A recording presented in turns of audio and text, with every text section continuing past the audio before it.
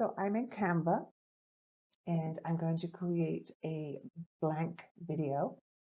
I'm just going to open a new design and here's the blank video. It shows you lots of different video templates that you can use and you can feel free to explore them, but I like to go to explain a video and I click see all. Then you can see when you roll over them, it shows you like the beginning. And this is what we want. We want to have a nice animated beginning. So the one that I like, I'm going to click on this one. And it has 13 different pages. So I don't need all of those pages. I'm just going to have the first page, which is a 5-second. So this is the page. And if you play the video, you can see how this comes up. So because it had episode 1, I can change that to module 1. So I can use this over and over again for the beginning of all the videos for my course. So you'll see how it comes up and it's really nice. It doesn't even have to be 5 seconds long or 7 seconds long. You can even make it smaller, but you can go in and edit it just like you can a regular slide.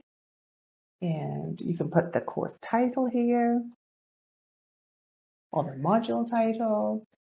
And then of course, this is a peach color, which is very nice, but you might want to brand it with your color.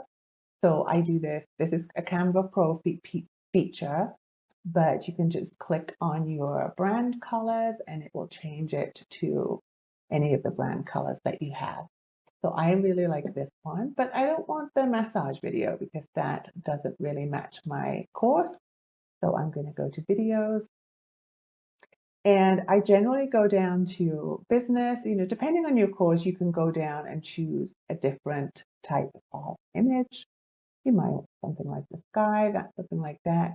But I actually used this video of this lady using the computer. It is a pro feature, so let me see if I can find something that is free.